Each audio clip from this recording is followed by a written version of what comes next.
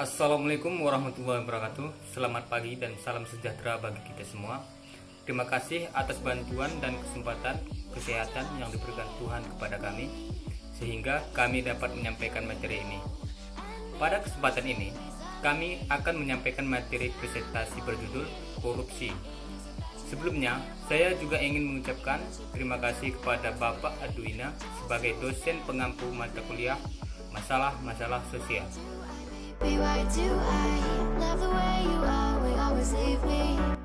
Baiklah, kenalkan, nama saya Adi Kadek. Di sini saya akan menjelaskan materi dari masalah-masalah sosial berjudul korupsi. Pengertian korupsi.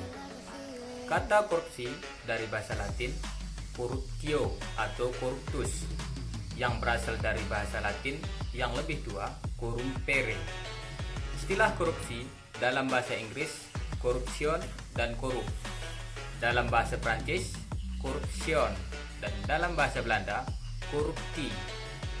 Yang menjadi kata korupsi dalam bahasa Indonesia, Henry Campbell dalam Black's Law Dictionary menjabarkan korupsi adalah perbuatan yang dilakukan dengan maksud memberikan beberapa keuntungan yang bertentangan dengan tugas dan hak orang lain. Perbuatan seorang pejabat atau seorang pemegang kepercayaan yang secara bertentangan dengan hukum, secara keliru menggunakan kekuasaannya untuk mendapatkan keuntungan untuk dirinya sendiri atau untuk orang lain, bertentangan dengan tugas dan hak orang lain. Dalam Kamus Bahasa Indonesia atau disebut KBBI dijelaskan tentang pengertian istilah korup atau kata sifat dan korupsi atau kata benda. Korup adalah buruk, rusak, busuk.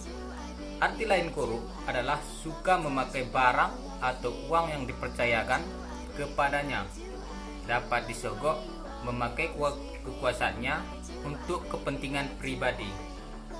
Mengkorup adalah merusak, menyelewengkan, atau menggelapkan barang, uang milik perusahaan negara tempat kerjanya. Korupsi adalah penyelewengan atau penyalahgunaan uang negara atau perusahaan dan sebagainya untuk keuntungan pribadi atau orang lain. Mengkorupsi adalah menyelewengkan atau menggelapkan uang dan sebagainya. Menurut Kamus Oxford, korupsi adalah perilaku tidak jujur atau ilegal, terutama dilakukan oleh orang yang berwenang. Arti lain korupsi adalah tindakan atau efek dari membuat seseorang berubah dari standar perilaku moral menjadi tidak bermoral.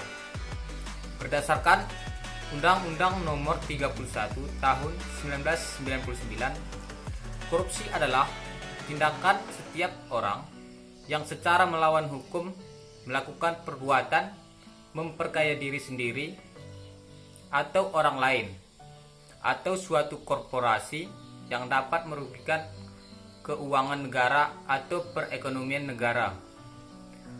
Korupsi juga diartikan sebagai tindakan setiap orang yang tujuan menguntungkan diri sendiri atau orang lain atau suatu korporasi, juga menyalahgunakan kewenangan, kesempatan atau sarana yang ada padanya karena jabatan atau kedudukan yang dapat merugikan keuangan negara atau perekonomian negara. Baiklah, materi berikutnya akan dilanjutkan oleh teman saya.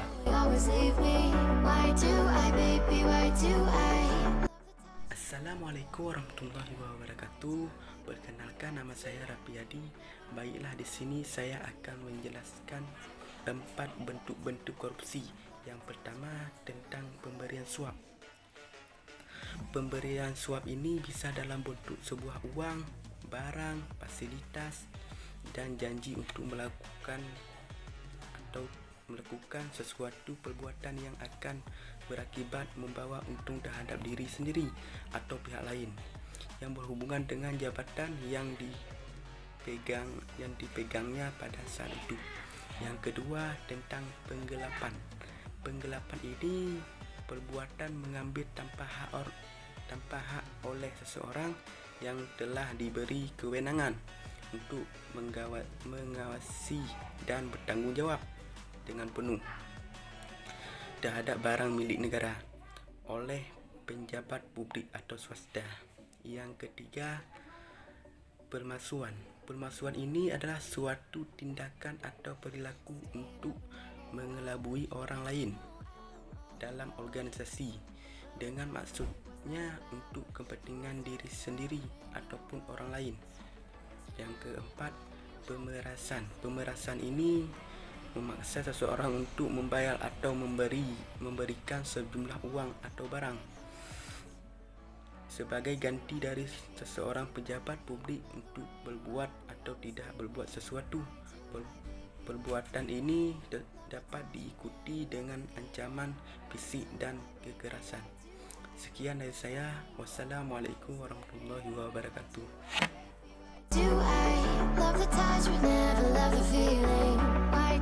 Assalamualaikum warahmatullahi wabarakatuh. Saya Rofiani, saya asal dari Simulu Barat. Baiklah, langsung saja saya akan menjelaskan tentang penyebab terjadinya korupsi. Ada 4 faktor penyebab terjadinya korupsi. Yang pertama ada faktor politik. Faktor politik adalah salah satu penyebab terjadinya korupsi. Hal ini dilihat ketika terjadinya instabilitas politik, kepentingan politik para pemegang kekuasaan seperti penyuapan politik dan uang. Yang kedua ada faktor hukum. Faktor hukum bisa dilihat dari aspek undang-undang, dari sisi lainnya lemahnya penegakan hukum. Yang ketiga ada faktor ekonomi. Faktor ekonomi adalah salah satu penyebab korupsi, yakni terjadinya korupsi. Hal ini karena pendapatan atau gaji yang tidak mencukupi kebutuhan. Yang terakhir ada faktor organisasi. Faktor organisasi yang menjadikan korban korupsi biasanya memberi andil terjadinya korupsi karena membuka peluang atau kesempatan untuk terjadinya korupsi. Baiklah, sekian dari penjelasan saya. Ucapkan terima kasih. Assalamualaikum warahmatullahi wabarakatuh. Assalamualaikum warahmatullahi wabarakatuh. Perkenalkan, nama saya Melia. Saya ingin menjelaskan beberapa cara mengatasi korupsi, yaitu 1. Akhiri impunitas. 2. Mereformasi administrasi publik dan memanajemen keuangan. 3. Mengenali jenis korupsi. 4. Memastikan kekuatan masyarakat. 5. Menggunakan jalur komunikasi alternatif. 6. Memanfaatkan teknologi. 7. Memberikan kontribusi. Dan 8. Menutup celah internasional. Itulah beberapa cara mengatasi korupsi.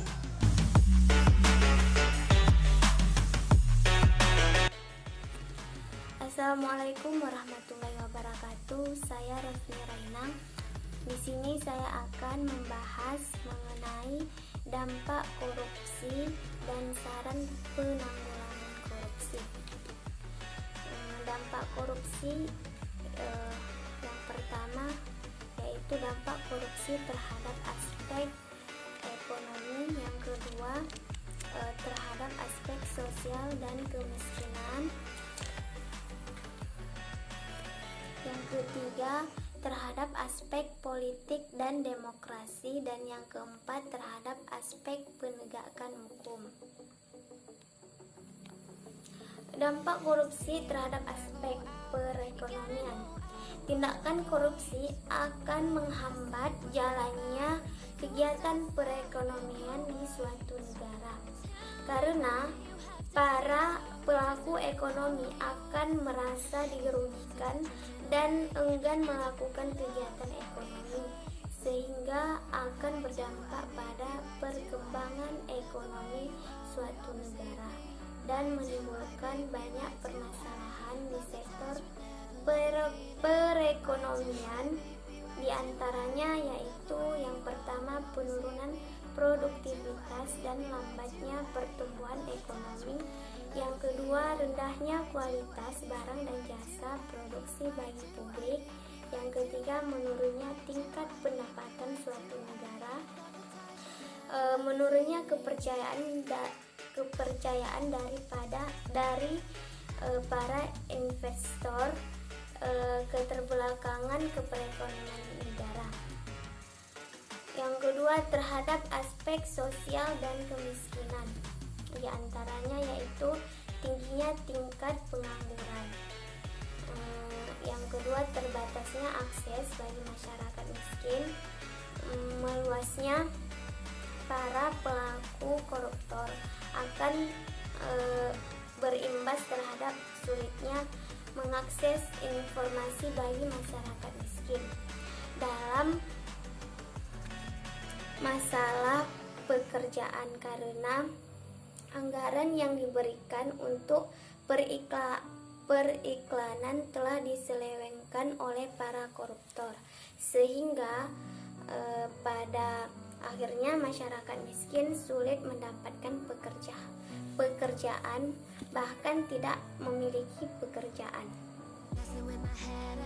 Yang ketiga, kurangnya solidaritas sosial. Banyaknya para pelaku koruptor juga mempengaruhi terhadap sifat kebersamaan, karena para pelaku koruptor hanya mementingkan kepentingan pribadi. Dan yang keempat, bertambahnya angka kriminalitas. Yang ketiga, terhadap aspek politik dan demokrasi, yaitu hilangnya kepercayaan publik terhadap partai politik, munculnya pemimpin yang korupsi, hancurnya kedaulatan rakyat.